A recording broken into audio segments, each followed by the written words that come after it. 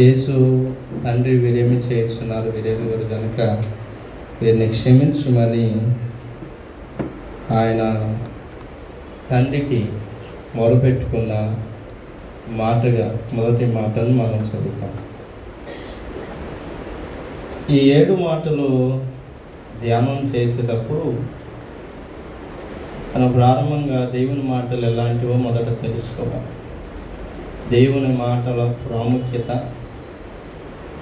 అంటే ప్రతి ఏటా ఇది సహజంగానే ధ్యానం చేస్తాం. ఒక్కొక్కరు ఒక్కొక్క వర్షంలో వారి జ్ఞానం చొప్పున ఆ సమయాల్లో సందర్భాల చొప్పున వారు నిలబడి బోధిస్తుంటారు. ప్రతి ఏటా ఎక్కడో చోట మనం పాల్గొన్నప్పుడు ఈ ధ్యానాలు వింటుంటాం. కానీ వీటి ప్రాముఖ్యత మనం మొదట గ్రహించాలి. ఇవి ఎలాంటివి, దేవుని మాటల యొక్క ప్రాముఖ్యత ఎలాంటిది అని అంటే కీర్తనలో 12వ కీర్తన 6వ చరణంలో భక్తుడు చాలా చక్కగా చెప్తాడు. దేవుని మాటలు ఎలాంటివో వాటి ప్రాముఖ్యతను తెలియజేస్తూ, యెహోవా మాటలు పవిత్రమైనవి, అవి మట్టి మూసలు 7 మారులు కరిగి ఊదిన వెండి అంత పవిత్రము. యెహోవా మాటలు ఎంతో పవిత్రములైనవి, 7 మార్లు ఊది కరిగిన వెండి అంత పవిత్రమైనవని జ్ఞాపకం. సో ఈ మాటల పవిత్రత మనం మొదట గుర్తుపట్టాలి. వీటి పవిత్రత పరిశుద్ధత గుర్తుపట్టకుండా ఈ ధ్యానము మనకంతా కూడా ఒక ట్రెడిషన్గాను, లేకపోతే ఎదుటివారు చెబుతున్నప్పుడు మనకి వితనే కదా చెబుతుందనే ఒక ఉద్దేశంలోకి మనం వెళుతూ ఉంటాం. వేరే కదా చెబుతుంది, మనకు తెలిసిన వాళ్ళే కదా, ఆ భావంలోకి పోకున్నట్లుగా ఈ మాటలు ఎలాంటివి మొదట మనం తెలుసుకునేవి. పవిత్రము, నిలబడి చెబుతున్న వారు యాకోబు పాస్టర్ గారే, కానీ ఆ మాటలు ఎవరివి? దేవునివి కనుక ఆ మాటలు ఏమై ఉన్నవి? పవిత్రమై ఉన్నవి. సో వాటి పవిత్రతను మొదట మనం గుర్తుపెడితే నా తర్వాత ఇంకా 6 నిలబడతారు. వారు కాదు నిలబడేది, వారి నోట దేవుని మాట ఉంది, ఆ మాట పవిత్రము అని జ్ఞాపకం చేసుకోండి. మొదటి మాట, యేసుక్రీస్తు ప్రభువారు ఆయన మరి సిలువ వేయబడినప్పుడు కుడివైపున ఒకరు, ఎడమ వైపున ఒకరు యేసు ప్రభుకి ఇరువైపున ఉన్నారు. వారితో సహా యేసు ప్రభువారిని సైతం సిలువ వేశారు. అయితే ఈ సిలువ వేయటానికి తగిన మొదటి రాత్రి జరిగిన ప్రాసెస్ అంతా మనకు తెలుసు. ఆయన గెత్సెమనే వనంలో పట్టుకున్నారు, తర్వాత అన్నా యొద్దకు తీసుకొచ్చారు, అన్నా యొద్ద నుంచి మహాసభ ఎదురుకు తీసుకొచ్చారు, కయప విచారణ చేశారు. అయిన తర్వాత పిలాతు యొద్దకు తీసుకువెళ్ళారు, పిలాతు దగ్గర నుంచి హేరోదు దగ్గరికి, హేరోదు దగ్గర నుంచి పిలాతు యొద్దకు. చివరిలో పిలాతు చేతులు కడిగి వేసుకొని వారికి అప్పగించారు. మీ ఇష్టము, మీరు ఇతన్ని ఏమి చేసుకుంటారు అది మీ ఇష్టం అని అతడు చేతులు కడిగి, ఈ దోషము నా మీద ఉండకూడదని చెప్పి పక్కకు వచ్చారు. వారందరూ యేసుక్రీస్తు ప్రభువారి విషయమై గట్టి కేకలు వేశారు. వారి కేకలు గెలిచాయి. ఆయనను తీసుకువెళ్ళి సిలువ వేశారు. సిలువ వేసిన సమయము ఉదయము 9 గంటలు. ఆయనను మరి 6 గంటల నుంచి తీర్పు తీర్చిన తర్వాత ఆయన సిలువకు 9 గంటలకు తీసుకువెళ్ళారు. మార్కు సువార్తికుడు వీటన్నిటిని సమయాలను చాలా స్పష్టంగా నోట్ చేశాడు. మనము వాటిని జ్ఞాపకం చేసుకుంటాం. మార్కు సువార్త 15వ అధ్యాయము 25వ వచనం. ఆయనను సిలువ వేసినప్పుడు పగలు 9 గంటలయ్యింది. ఈ 9 గంటలకు ఆయన సిలువ వేసిన తర్వాత ఆయన ఆ సిలువలో పలికిన మొదటి మాట, వీరేమి చేస్తున్నారు వీరిని క్షమించు. ఎవరు వారు? వారి గురించి అంటున్నాడు. ఎవరు వారు అని అంటే మనందరూ చెప్పుకుంటున్నాం, వారు సైనికులు. వారు ఏమి చేస్తున్నారు వారు ఎరుగలేదు. ఎప్పుడైతే యేసుక్రీస్తు ప్రభువారు భయంకరమైన స్థితి అనుభవించి ఆయన మరణించాడో, అప్పుడు భూకంపం వచ్చి సమాధులు సైతము తెరవబడినప్పుడు ఆ సంఘటన అంతా చూసినటువంటి సెంచురియన్ శతాధిపతి అప్పుడు గ్రహించాడు, ఎవరి కోసం యేసు ప్రభువారు ఈ మాట చెబుతున్నాడంటే, ఎవరైతే ప్రభువుని ఘోరంగా శిక్షించడం ప్రారంభించారు ఆ సైనికుల కోసం యేసు ప్రభువారు దీన్ని జ్ఞాపకం చేశారు, వీరేమి చేయించున్నారు.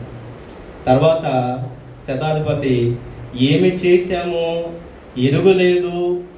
తర్వాత అతను గుర్తుపట్టి ఈయన మహాదేవుడని, దేవుని కుమారుడని ఒక సాక్ష్యం చెప్తాడు. మత్తయి సువార్త 27వ అధ్యాయము 54వ వచనము. నేను త్వరగా చెప్పి ముగిస్తాను, ఇంకొక 5 నిమిషాలు నేను ముగిచ్చేస్తాను. 54వ వచనం. శతాధిపతియు అతనితో కూడా యేసునకు కావలి ఉన్నవారు భూకంపము జరిగిన కార్యములన్నిటిని చూచి మిక్కిలి నిజంగా ఈయన దేవుని కుమారుడని చెప్పు. అప్పటి వరకు యేసు ప్రభువారు ఏమై ఉన్నాడు, వారు ఎరుగని వారై ఉన్నారు. వారు ఏమి చేస్తున్నారో ఎరుగని వారైపోయారు. అందుకే యేసు ప్రభువారు వారి కోసం ప్రార్థన చేశారు. రెండవది, యేసు ప్రభువారు ఎవరి కోసం ప్రార్థన చేస్తున్న క్షమించమని వేడుకుంటున్నాడంటే పిలాతు కోసం. ఇదే మత్తయి సువార్త 27వ అధ్యాయము 24వ వచనం.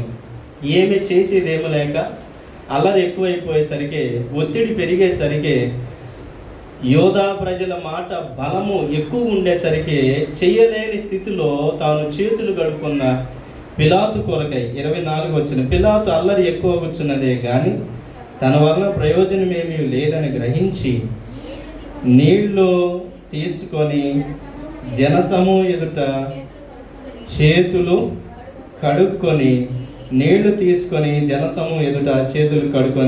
ఈ నీతిమంతుని రక్తం గురించి నేను నిరపరాధినే. కాబట్టి పిలాతు కోసమై యేసు ప్రభువారు చెబుతున్న మాట, ఇతడు ఏమి చేశాడు, ఇతను ఎరుగలేదు. మనుషుల ఒత్తిడి వలన ఇతడు ఇది చేయవలసి వచ్చేది. కొన్నిసార్లు మానవులు బలవంతం చేసుకుంటారు, మనం చేసేదేమీ లేని పరిస్థితిలో. అధికారము, బలము, శక్తి అన్నీ ఉన్నప్పటికీ మనుషుల బలములో పాపం కూడా చేయాల్సి వచ్చింది. ఎక్కువ పాపం ఇతరుల బలంతోనే జరుగుతూ ఉంటుంది వాటి విషయమై.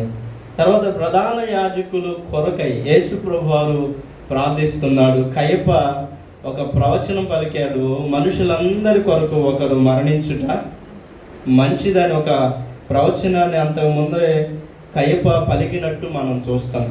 ఈ కయప కొరకై, ప్రధాన యాజకుల కొరకై, సన్హెద్రిన్ సభవారి కొరకై యేసు ప్రభువారు చెబుతున్నట్టు 11వ వచనం 27వ అధ్యాయం 11. యేసు అధిపతి ఎదుట నిలిచెను. అప్పుడు అధిపతి, యూదుల రాజు నీవేనా అని అడగగా, యేసు అతని చూచి నీవన్నట్టనెను. అక్కడ ప్రధాన యాజకులను పెద్దలను ఆయన మీద నేరము మోపినప్పుడు ఆయన ప్రత్యుత్తరం ఏమీ ఇయ్యలేదు. కాబట్టి వీరి కోసమై యేసు ప్రభువారు మరి తండ్రిని వేడుకున్నాడు, వీరిని క్షమించమని. ఇంకను పరిసయ్యులు మనకు తెలుసు, వారు ఏమి చేస్తున్నారు, యేసు ప్రభువారి మీద వారు ఎంతగా కక్ష కడుతున్నారు వారు ఎరుగనయ్యేది. అందుకని యేసు ప్రభువారు వారి కోసము మత్తయి సువార్త 22వ అధ్యాయము 15వ వచనాన్ని చదువుకుందాం.